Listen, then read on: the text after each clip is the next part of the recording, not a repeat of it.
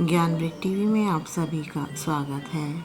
भगवान शिव कहते हैं कि सभी को अपने कर्मों का फल भुगतना होता है। गीता में भी कृष्ण ने कहा है, कर्मण्येवाधिकारस्ते मा फलेषु कदाचन मा कर्म फल हेतुर्भूर्मा ते संगोस्तव कर्मणि। अर्थात तुम्हारा अधिकार केवल कर्म करने में है, उसके फल पर नहीं। तुम्हें कर्म फल की इच्छा नहीं रखनी चाहिए। चाहे वह राजा हो या साधारण मनुष्य, कर्मों के फल से कोई नहीं बच सकता। कहानी है राजा और गंगू तेली की। आशा है कि जीवन से जुड़ी यह कहानी आपको पसंद आएगी। कहानी शुरू करते हैं। एक राजा थे, बहुत ही न्यायप्रिय राजा। उनका नाम था राजा भोज। वे अपनी प्रजा को पुत्र जैसा स्नेह करते थे और उनके दरबार में अनेक विद्वान लोग रहते थे। राजा बहुत चापलूस और चाटुकार लोगों से दूर रहा करता था, क्योंकि उसे ऐसे लोग बिल्कुल भी पसंद नहीं थे। राजा भोज को उनकी प्रजा देवता के समान पूजा करती थी और हमेशा उनकी जय जयकार करती थी।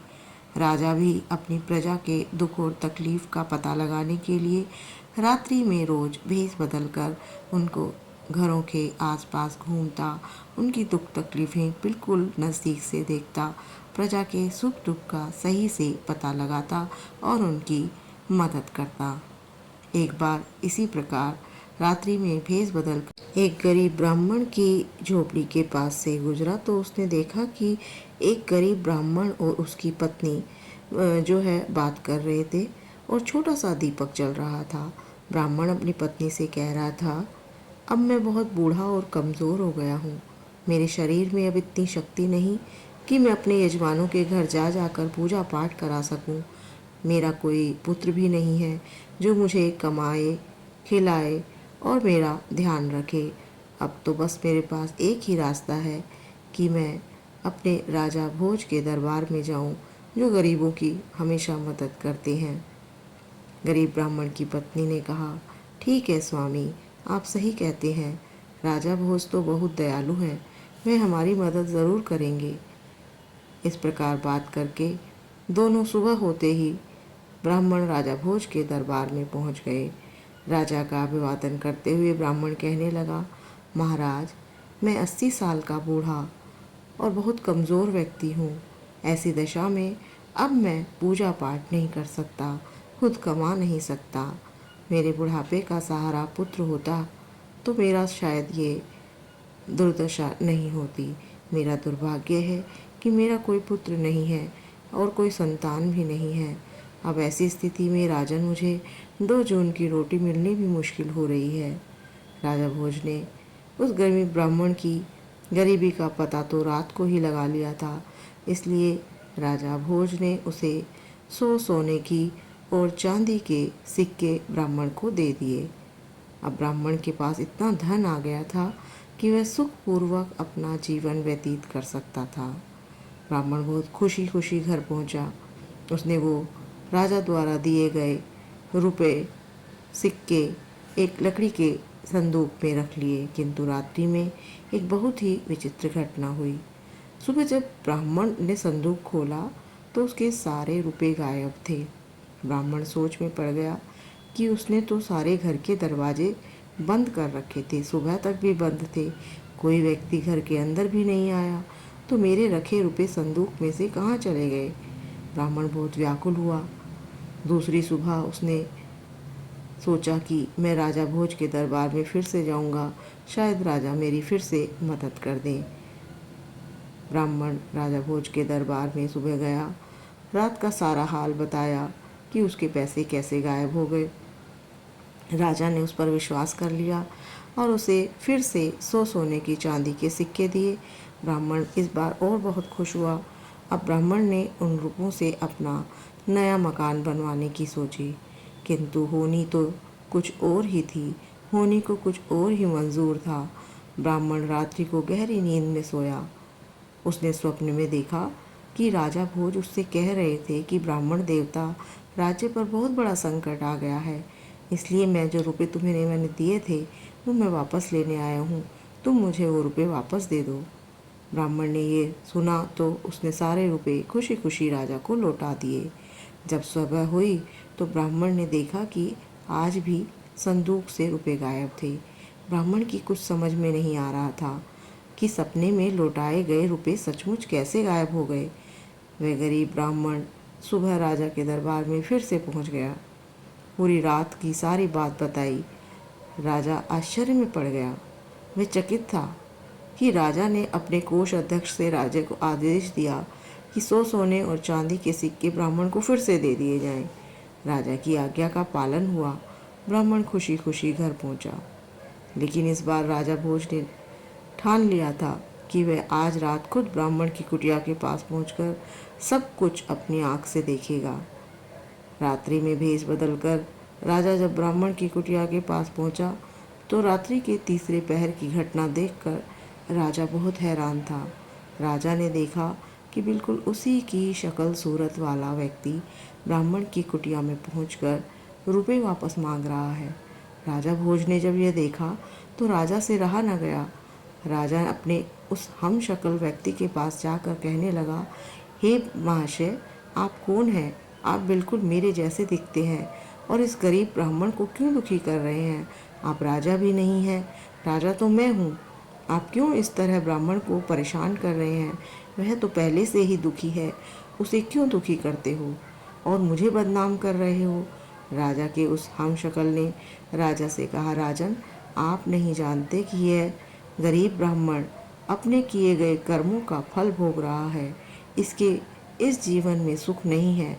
ब्राह्मण के रुपए या तो गायब हो जाएंगे या इसका जो भी मकान या कुछ भी कार्य इन पैसों से करेगा वह नष्ट हो जाएगा। यह इन पैसों का उपयोग नहीं कर पाएगा क्योंकि सुख इसके भाग्य में है ही नहीं। राजन, हर व्यक्ति को उसके किए गए पिछले जन्मों के कर्मों का फल मिलता है। इस ब्राह्मण की निर्धनता इसके पहले किए गए कर्मों के कारण ही मिली है। राजा भोज ने कहा, इसमें कोई शक नहीं महाराज, मैं आपसे विनती करता हूँ कि इसे कोई दंड ना दें। इसकी करनी का दंड मैं भुगतने के लिए तैयार हूँ। राजा ने बहुत अनुनय विनय की। तब राजा का वह हम शक्ल कहने लगा, राजन, होनी का दंड तो सबको मिलता है। मनुष्य कर्मों और भाग्य का गुलाम है। तुम्हें भी अपने पूर्व में किए गए कर्मों का फल अवश्य भोगना होगा। इन कर्मों से कोई बच नहीं सकता। दुनिया में सबको प्रकृति से लड़ना ही पड़ता है और यह सृष्टि, ये प्रकृति सबको अच्छा बुरा अवसर अवश्य देती है। कर्मों का खेल बड़ा विचित्र है राजन। और यह कहकर वह राजा का हम शक्ल गायब हो गया। उसके बाद एक दिन राजा अपनी सबसे तेज और ताकतवर घोड़े पर सवार होकर जंगल में शिकार खेलने निकल गया। अब देखिए राजा के साथ कैसी होनी होती है। राजा के साथ कुछ सिपाही थे। सारा दिन शिकार की तलाश करते करते राजा जो है अपने राज्य की सीमा पर पहुंच गया। राजा के सिपाही राजा से पीछे रह गए। राजा अकेला रह गया। दूसरे राज्य की सीमा में प्रवेश कर गया। उस घोड़े ने एक ऊंची पहाड़ी से छलांग लगा दी। राजा भोज लहूलुहान होकर घोड़े से गिरकर मूर्छित हो गया। उसका मुकुट भी गिर गया। राजा भोज को जब होश आया तो उसने देखा कि वह तो पड़ोसी राज्य के सिपाहियों के कब्जे में था और सिपाही उससे मार मार कर पूछ रहे थे कि तुम कौन हो, कैसे आए हो। राजा की जुबान बंद हो गई थी। राजा ने कोई उत्तर भी नहीं दिया। इस पर सिपाहियों ने और उनको पीटा। राजा को और मारा गया, पीटा गया, घायल किया गया और नगर के बाहर सुनसान सड़क पर फेंक दिया गया। तभी उसी राज्य में रहने वाला एक गंगू तेली उधर से गुजर रहा था। उसकी नज़र राजा पर पड़ी। वह घायल राजा को दया करके उठाकर अपने घर ले आया क्योंकि राजा के भाग्य की विडंबना थी कि उस राजा को राजा भोज को गंगू तेली के घर पहुंचा दिया जाए। गंगू तेली ने राजा की मरहम पट्टी की, उसकी सेवा की और उसको स्वस्थ कर दिया। अब राजा को जब होश आया तो राजा ने देखा कि उसका जीवन दाता है गंगू तेली। लेकिन राजा तो बेजुबान हो चुका था। गंगू तेली राजा को देखते ही समझ गया कि वह कोई कुलीन, शालीन और सभ्य घर का है, लेकिन भाग्य का मारा है, इसलिए इसे शत्रु समझकर मारा पीटा गया है। और कुछ दिन के बाद राजा जो है पूर्ण रूप से स्वस्थ हो गए, लेकिन राजा भोज यह जानते थे कि सत्य जानने पर इस राज्य का राजा तो उन्हें शत्रु समझकर कैद में ही डाल देगा। इसलिए राजा बहुत चुप रहे, उन्होंने अपना भेद नहीं बताया। गंगू तेली ने राजा को कोलू पेरने का काम दे दिया। राजा ने उसे सहर्ष स्वीकार कर लिया, क्योंकि अब उसे कोई और कार्य करा भी नहीं जा सकता था। राजा भोज का भाग्य देखिए, कहाँ वो गंगू तेली के घर पर आकर कोलू का बैल बना हुआ था। लेकिन हीरा तो कोयले की खान के बीच में भी चमक जाता है, और चिंगारी तो घोर अंधेरे में भी चमकती है। एक दिया पूरे कमरे को रोशन करता है। तो गंगू तेली ने राजा की विशाल बड़ी चौड़ी छाती, चमकता हुआ मस्तक देखकर अनुमान तो लगा ही लिया था कि उसका जो दास है ये कोई साधारण व्यक्ति तो नहीं है। राजा भोज को अपने जीवनदाता का कर्ज चुकाना था, इसलिए वो पूर्ण स्वस्थ हो जाने पर भी वहाँ से नहीं गया और अपना भेद भी नहीं खोला। एक दिन राजा स्वभाववश एक बहुत ही मधुर गीत गुनगुना रहे थे। वहाँ तेल के लिए आए हुए कुछ ग्रामीण व्यक्तियों ने राजा का गीत सुना। राजा की मधुर आवाज़ सबके मन को खुश कर गई। सबको बहुत अच्छा गाना लगा राजा का। जब राजा कोई गीत गाता तो गंगू तेली के साथ सभी गीत का आनंद लेते। उस देश का राजा भी संगीत का बहुत बड़ा प्रेमी था, और उसकी राजकुमारी भी संगीत की शिक्षा ले रही थी। राजा के राज्य के दरबार में गायकी और नृत्य के प्रदर्शन हुआ करते थे। गाने वालों को उचित इनाम दिया जाता था। उस राज्य के राजा के दरबार में संगीत का एक बार विशाल आयोजन था। वहाँ सबसे अच्छे संगीतज्ञ को चुना जाना था। गंगू तेली ने किसी न किसी तरह राजा को मना लिया और गाने के लिए तैयार कर दिया। गंगू तेली राजा को लेकर राज दरबार में नियत समय पर पहुंच गया। राजा भोज उस साधारण वस्त्रों में थे, लेकिन उनके शरीर से एक ओज चमक रहा था, क्योंकि वो राजा थे और उनका शरीर बहुत ही हृष्ट पुष्ट और बहुत ओजपूर्ण था। बड़े बड़े गायकों ने अपना अपना गाना सुना दिया, लेकिन राजा की बेटी वसुंधरा को अभी भी एक श्रेष्ठ गायक की तलाश थी, लेकिन जो पूरी नहीं हो पा रही थी। अंत में एक कोने में बैठे हुए गंगू तेली ने जब राजा भोज की तरफ संगीत के लिए इशारा किया, तो राजा भोज ने बहुत सकुचाते हुए खड़े होकर चारों तरफ हाथ जोड़कर अभिवादन करके मंच की तरफ गए। राजा भोज ने गंगू तेली के नौकर के रूप में अपना परिचय दिया। कहा, मैं इस गंगू तेली का सेवक हूँ, और बीड़ा उठाकर गाना शुरू कर दिया। दरबार में बैठे हुए सभी लोग गाने से इतने मंत्रमुग्ध हो गए, चारों तरफ वाह वाह की आवाज़ें आने लगी। राजकुमारी भी चिल्लाते हुए कहने लगी, महान गायक है ये, श्रेष्ठ गायक है।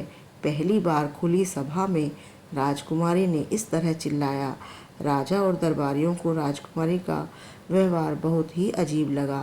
राजकुमारी पर तो जैसे संगीत का जादू छा गया था। वे खड़ी होकर फिर चिल्लाने लगी, यही है मेरा गायक, यही है पिताजी, यही है गायक, ये श्रेष्ठ संगीतज्ञ है, संगीतज्ञ। राजा को लेकिन यकीन नहीं हो रहा था कि राजकुमारी एक साधारण आदमी को इस तरह से अपना बना लेगी और उसे सभा में मान देगी। विजय व्यक्ति का मतलब था राजकुमारी का जीवन साथी। राजा ने राजकुमारी से कहा कि बिना इसके वंश कुल को जाने तुम्हारा इस तरह कहना बिल्कुल अनुचित है, क्योंकि तुम कोई साधारण कन्या नहीं हो, तुम इस राज्य की राजकुमारी हो वसुंधरा। वसुंधरा ने कहा, पिताजी, यह कोई साधारण व्यक्ति नहीं है, यह कोई कुलीन वंश का राजकुमार है। आप चाहे तो इसकी परीक्षा देकर देख लीजिए। राजकुमारी वसुंधरा ने पूरे विश्वास के साथ उत्तर दिया, क्योंकि उसका मन कह रहा था कि सच में यह कोई साधारण व्यक्ति नहीं था। राजा के चेहरे से ओज छलक रहा था, चमक थी। सिद्धराज ने दरबार में ज्ञानियों की कमी नहीं थी। वहाँ 4 विद्वान थे, धर्म देव, कर्म देव, तप देव और पुण्य देव। राजा ने दरबारियों को संबोधित करते हुए कहा, विद्वानों, हम इस युवक का परिचय इसके गुणों से ही जानेंगे। ये हमारे 4 विद्वान ही इस श्रेष्ठ गायक का चुनाव करेंगे, जिसे वसुंधरा पसंद करेगी। हम स्वयं इन 4 विद्वानों से उस युवक के बारे में प्रश्न करेंगे। राजा सिद्धराज ने विद्वान धर्मदेव से प्रश्न किया, हे धर्मदेव, इस आर्यव्रत में सबसे अधिक धार्मिक युवक राजकुमार कौन है?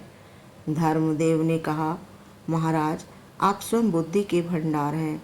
जहाँ तक मेरा ज्ञान कहता है, इस नगरी के राजकुमार राजा भोज हैं और वे बड़े बड़े धार्मिक कार्य किए हैं। सारी प्रजा उन्हें देवता की तरह पूजती है, उनका बहुत मान सम्मान करती है।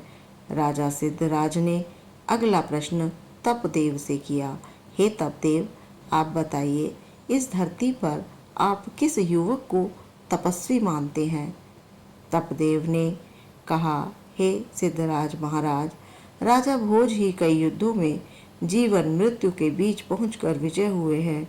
ऐसे वीर को मृत्यु भी आसानी से नहीं छोड़ती। राजा सिद्धराज ने तीसरा प्रश्न कर्मदेव से किया कि हे कर्मदेव, आप बताइए, इस धरा पर, इस धरती पर किस युवक के कर्म सबसे अच्छे हैं? कर्मदेव ने कहा, महाराज, जहाँ तक मुझे ज्ञान है, मुझे पता है, राजा भोज के कर्म बहुत अच्छे हैं। राजा सिद्धराज ने अंतिम प्रश्न पुण्यदेव से किया, हे पुण्यदेव, आप बताएं, ऐसा कौन सा पुण्यात्मा युवक है जो हमारी सभा में आके हमारे सामने हमारी राजकुमारी का पाणी ग्रहण कर सके, उससे विवाह कर सके? महाराज, ऐसी पुण्यात्मा तो इस धरती पर केवल राजा भोज ही है। पुण्यदेव ने कहा, उनके पुण्य की कहानियाँ अनेक हैं, सबसे महान है। पुण्यदेव ने स्पष्ट किया तो सारे दरबार में सन्नाटा था कि अब इस युवक का क्या होगा। यह तो राजा भोज नहीं है। युवक तो बिल्कुल शांत था, बहुत ही गंभीर था। राजा ने उस युवक से, राजा भोज बने युवक से पूछा कि तुम अच्छे कलाकार तो हो, परंतु हमारे सभासदों, हमारे मंत्रियों का निर्णय सुन लिया होगा। हमारी बेटी ने ना जाने कैसे तुम्हें दरबार में ये अभद्रता कर दी और तुम्हें सम्मान दे डाला। हमारी बेटी केवल राजकुमार भोज के ही अनुकूल है। हमारे विद्वानों के अनुसार राजा भोज में ही चारों गुण, धर्म, कर्म, तप और पुण्य मौजूद हैं। उस युवक ने कहा, नहीं महाराज, हमारी दुष्टता क्षमा करें। भोज के गुणों से भी बड़ी शक्ति है, महान व्यक्तियों को भी अपने बस में रखती है। राजा सिद्धराज चिल्लाते हुए बोले कि तुम हमारे विद्वानों का अपमान कर रहे हो। क्या धर्म, कर्म, तप और पुण्य से भी बड़ी कोई शक्ति है? युवक, तुम्हें नहीं पता हमारे विद्वानों का अनादर करने का तुम्हें क्या दंड मिल सकता है? युवक बने राजा भोज बोले, महाराज, दंड तो बुरे कर्मों का मिलता है, सत्य बोलने पर तो इनाम मिलता है। युवक की बात सुनकर भरी सभा में ठहाके गूंज उठे। क्या मतलब? इसका क्या मतलब? राजा सिद्धराज ने कहा, कैसा इनाम? युवक ने कहा, महाराज, धर्म, कर्म, तप और पुण्य से भी बड़ी शक्ति है, होनी, यानी कि भाग्य। राजा भोज इन सब गुणों के होने के साथ साथ अभी भी दर बदर की ठोकरें खा रहा हूँ, पर होनी बड़ी प्रबल है, होनी को कोई नहीं टाल सकता। राजा सिद्धराज ने कहा, तो क्या तुम ही राजकुमार भोज हो?